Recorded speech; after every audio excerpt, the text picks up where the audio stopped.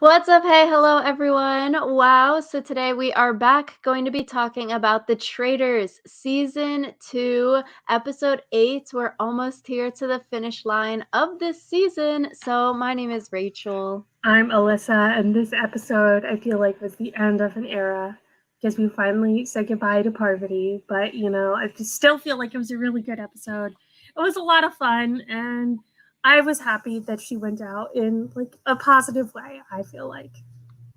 Yeah, I feel like last week we were talking about how it wasn't a good cliffhanger with the safety chain twist that happened last week. So it sort of just prolongs the inevitable of one of Parvati or Phaedra going home this week. But we start this episode off that learning that they killed Bergie, which I thought was a smart move. Bergie is one of the people in the Super Faithful Alliance.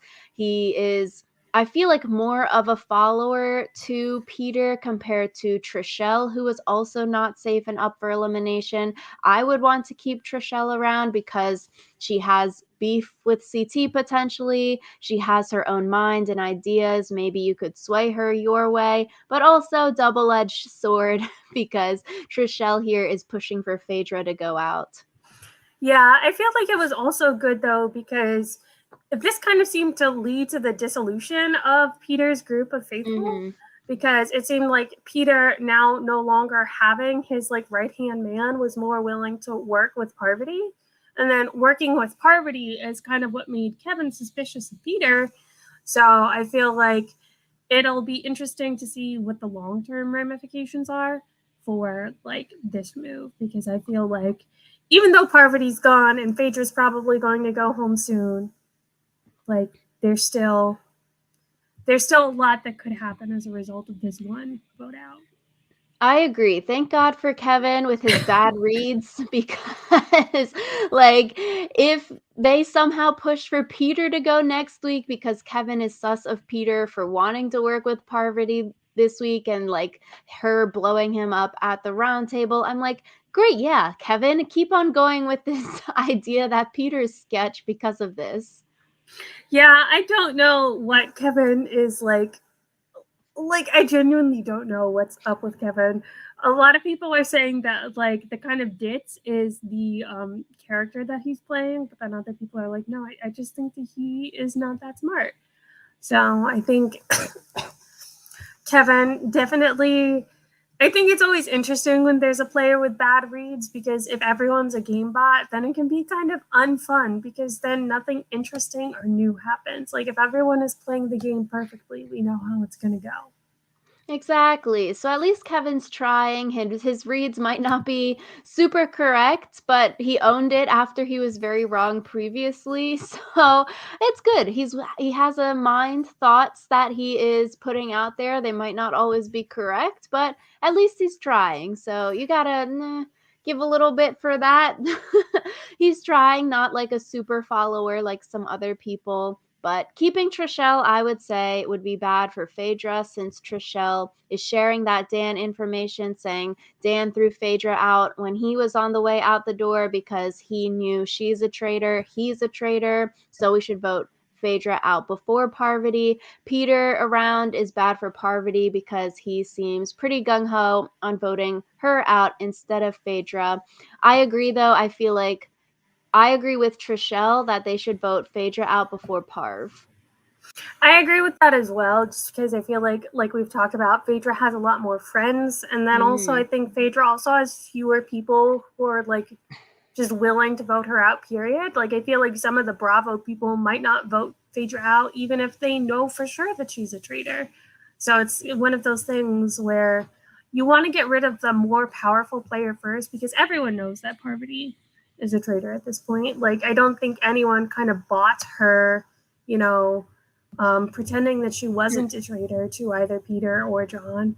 But like, at least everyone knows kind of the idea that a lot of people are talking about, whereas faithful, it's better to keep around people you know as traitors because now Parvati is gone and they don't know who replaced her as a traitor.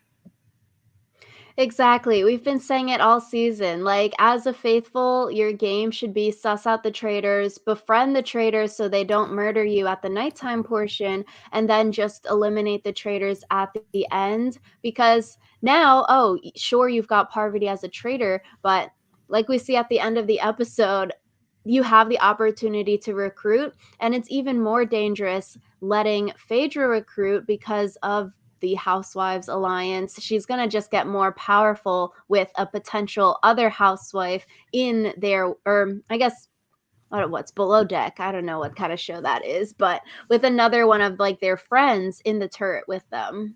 Yeah, I think that it's also dangerous just because, like, you don't know who else Sandra, or not Sandra, who else Phaedra might recruit. I was saying Sandra because, like, she might recruit Sandra, she might recruit CT. Like, there's so many people who Phaedra is tight with who she could potentially recruit. And so, yeah, I just feel like voting out Parvati probably felt good, but I feel like for the long term health of the faithful, probably not good. Honestly, yeah, they should have tried to just vote out like a random housewife here, like try to get Sheree or someone else voted out so that you keep the two people that you think or know are traitors around and just bring them to endgame. Don't let them recruit again because that just puts you as the faithful on the back foot. Like right now, this episode, the traitors are really, really on the back foot. It's going to be hard, I feel like, for Parvati or Phaedra to ever win this game now because everyone susses them already and you're not at the end game portion. So it's like just keep them around because sort of they're losing right now and you as faithful have the upper hand, but now that you're letting them recruit more, the faithful could potentially lose because it's harder to suss out who they might have recruited. Exactly. So I don't know. I think it's one of those things where long term good versus short term good. Like it probably, like I said, felt good for them to get rid of another traitor, but especially because the way the recruitment went this time, like it seemed to me like if Kate didn't accept, then she would automatically be murdered. And so that's kind of like, what the hell? Like It you feels have to like, accept. yeah. And it wasn't even like what they did with Peter, where like there was an implicit understanding that he'd be murdered if he didn't accept. It was just like baked in the invitation. So, So we get to the challenge. Dr. Will is here, which I just thought was so random. I was like, okay, this is really odd. Like, why is he here hosting a challenge? But the dog that he had was very, very cute. yeah, I don't know who Dr. Will is. And so I didn't even know that he was someone who was like, I was supposed to recognize until I like went on different forums after and saw people being like, OMG, Dr. Will. Apparently, he also like trash talked some of the other Big Brother players for not being Mhm. good at Traitors. So I was kind of just like, who is this man? Why does everyone act like he's so special? Like, I didn't get it. So Yeah, I guess like in the Big Brother universe, Dr. Will is like on the Mount Rushmore of Big Brother players. And then we've seen all these articles of him dissing like Janelle, Dan, the people from season one on the Traitors of how like the skills aren't translating to from Big Brother to the Traitors. But I'm like, okay, Dr. Will, you've just done a challenge hosting. You've got to play the game. I feel like you can't be dissing all these other people if you haven't played the game. yeah, it feels like he just is talking the talk without walking the walk, where it feels like if someone were to ask him, like, hey, do you want to play? He'd probably be like, no, thanks, I'm good. And it's like, come on. You can't diss other people if you're not willing to take your shot yourself. Yeah, like at least Dan was willing to, potentially mess up his Big Brother legacy. Like Sandra's out here playing Parvati. Like these big name Survivor Big Brother people are willing to potentially mess up their legacy, similar to saying yes to go back and play like Winners at War. That could be very nerve wracking because you're like, oh, the fan perception might turn negative after I play again and I might ruin my legacy. But I also feel like the games are different that you can't really be like this person sucks at Big Brother just because they did poorly on the Traitors.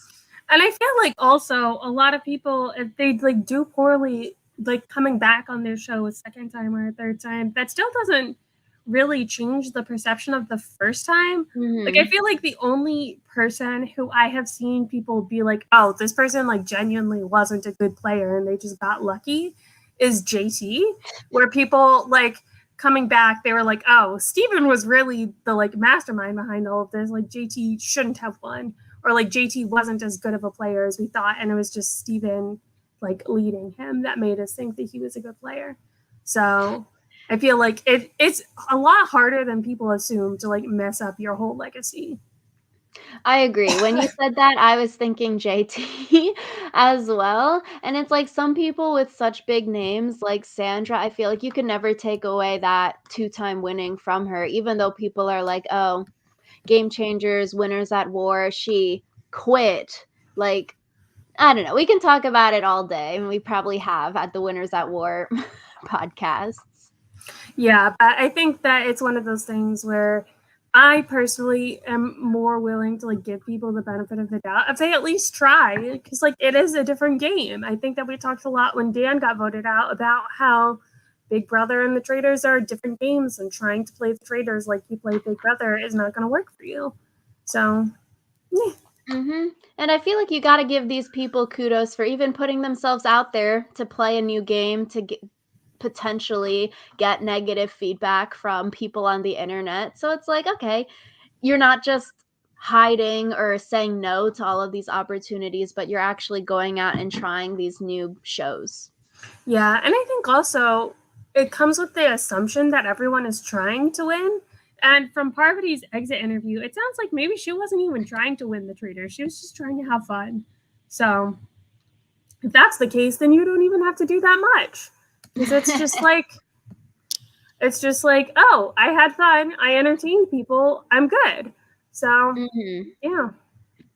So Dr. Will is here hosting this challenge. Alan gets some time off apparently, and we've seen this kind of similar challenge in season 1 where you have to escape this wacky house and you find money along the way. CT, I thought was funny. He just like ripped all the stuff off the table. Similar to last week's challenge, seeing all the rich, famous people get all dirty. Here, it was funny seeing them get all dirty again because they're all like complaining and screaming and just like not having a very good time. I think the funniest part about this for me was the people who just straight up quit, even though they were like just in the house. Like there were people just in the cabin who were like, I don't feel like doing this anymore. They weren't even like crawling through the tunnels, and I was like, come on, guys, don't Uh, quit it, when you're just in the house.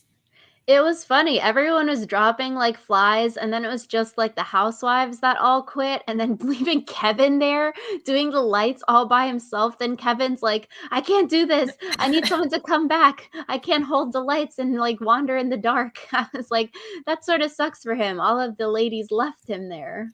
Yeah, I. The thing is, Kevin was like, I can't hold the lights and also radio you, and I was like, I'm pretty sure actually you can, Kevin. But I just it was kind of funny. I feel like it would be probably less funny if you were actually there having to do the things, but it was funny watching it and just seeing people just totally yeah. Literally, like CT screaming into the radio at them.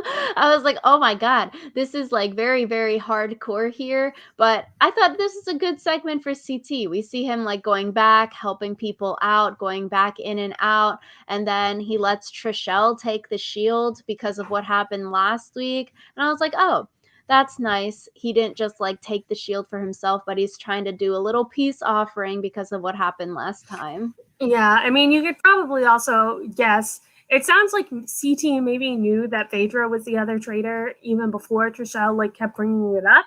But it seems like CT kind of, because of his relationship with Phaedra, probably is pretty confident that he's not going to get, murdered because Phaedra likes him. So I feel like it can be easier when you're this deep in the game to decide whether or not you need a shield just because your social relationships are starting to protect you or not protect you more. And so if you're someone like CT with a lot of good social relationships, maybe you don't need a shield as much, so you can like offer that to Trishelle.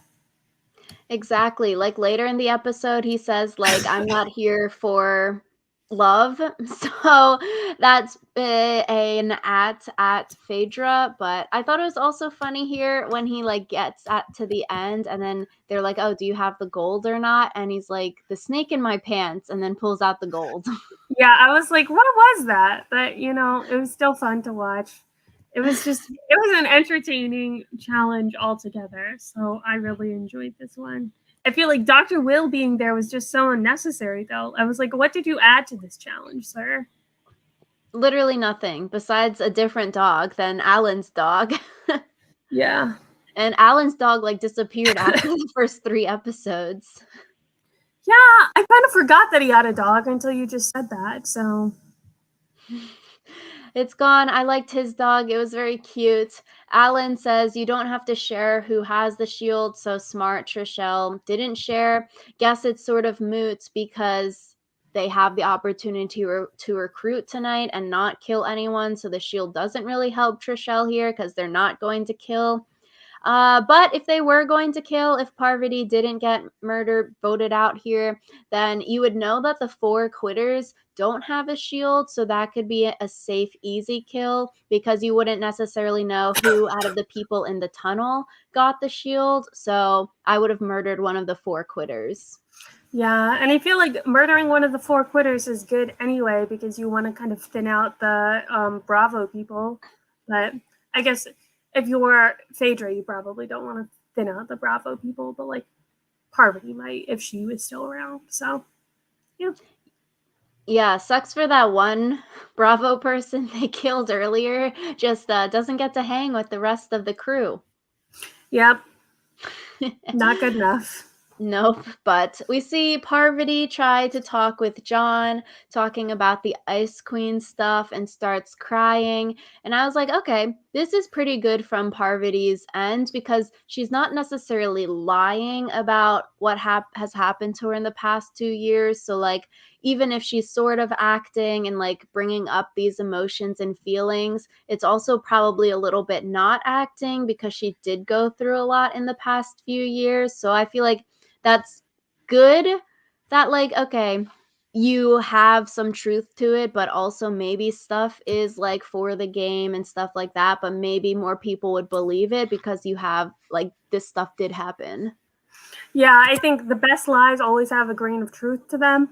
So I think the fact that like she was kind of telling the truth makes it easier at least to lie. So she won't have to remember, or if she made it through, she wouldn't have to remember later, like, oh, I told John this, this, and this, because Mm-hmm. like she just told John the truth.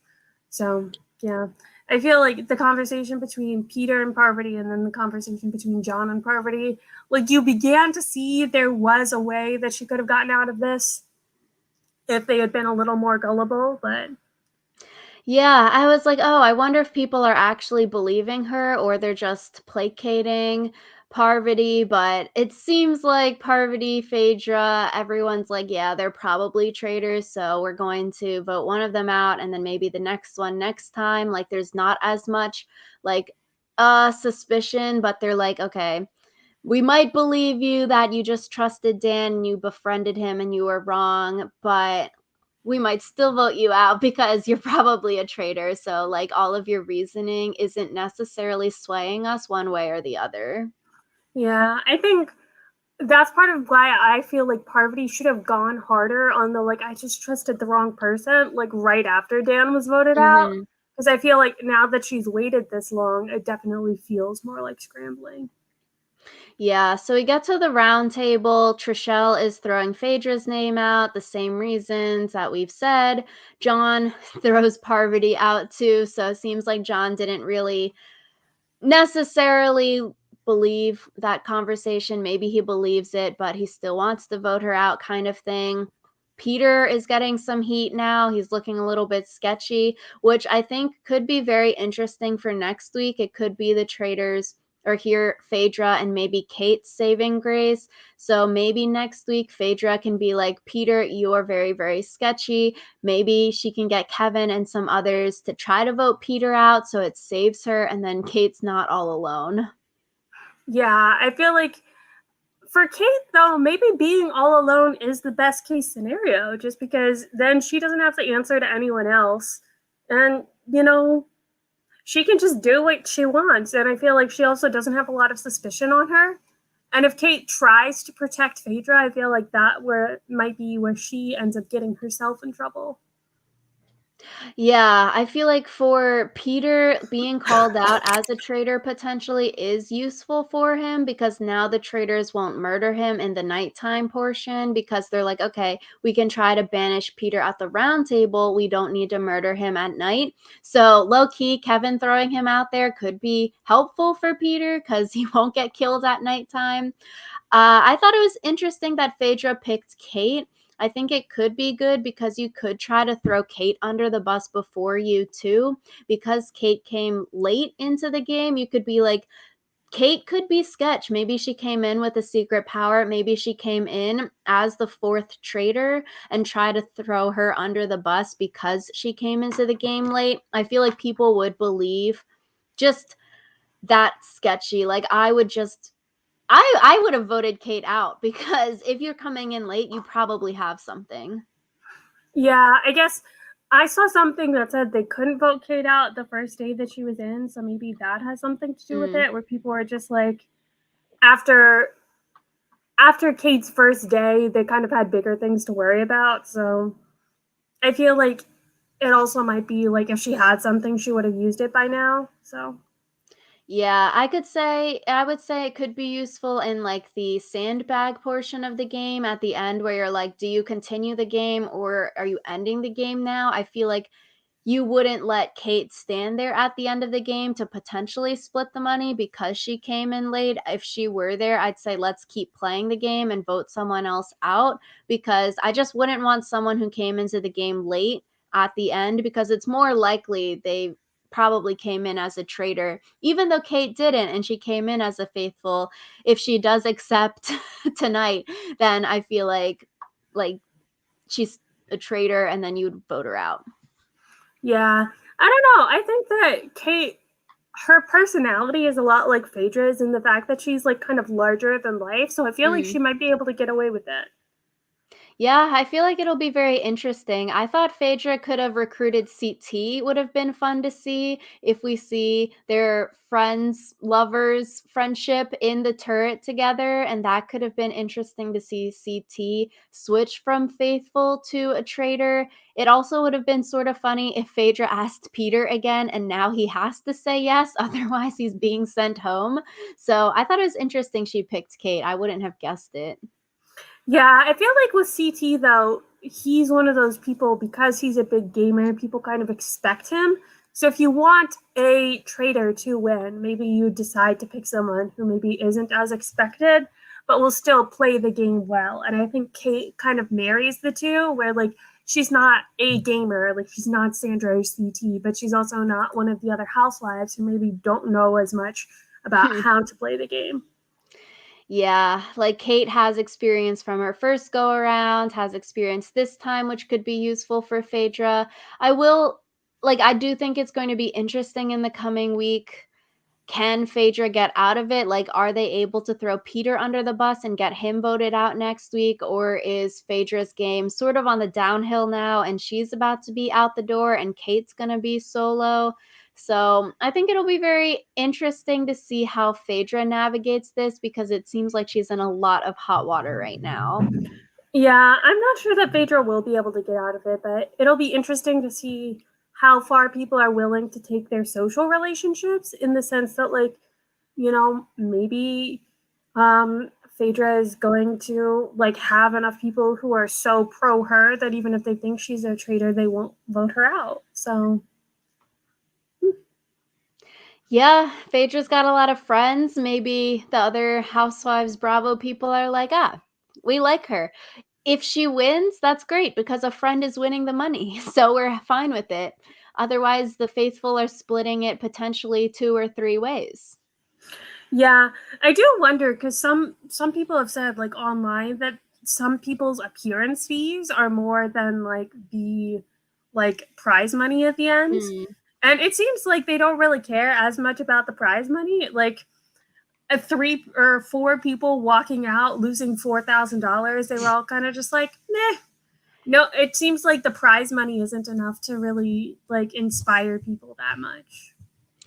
Yeah, I would say some of these people are probably way more wealthy than others, that like the money for the less wealthy people would be a big motivating factor.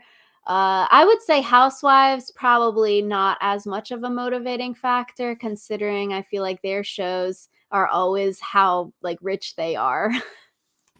Yeah, I would probably agree with that. And then I think also when you have the remaining like other players being like CT and Sandra, CT's won the challenge like 6 times or something. Like he's got enough money. Sandra's won like $2 million from Survivor. Like you don't need that much money. Yeah, so maybe they should be playing for charity, or you can choose charity or money for yourself. That could be interesting. The choosing charity or yourself, I feel like would have a whole new level of politics to the game. Yeah, it would cause a lot of drama at the end. But I'm excited. We got like 2 more weeks, I think, left of the Traitors. US Survivor is starting next Wednesday, so Alyssa and I are going to be doing our Survivor season 46 cast assessment upcoming, so that will be a ton of fun. The TV shows are all back. Australian Survivor is on, so we've got a lot of TV to watch, a lot of podcasting to talk about. So, very exciting couple weeks. It's very exciting, and we're excited to share it all with you guys. So we'll see you soon. Bye.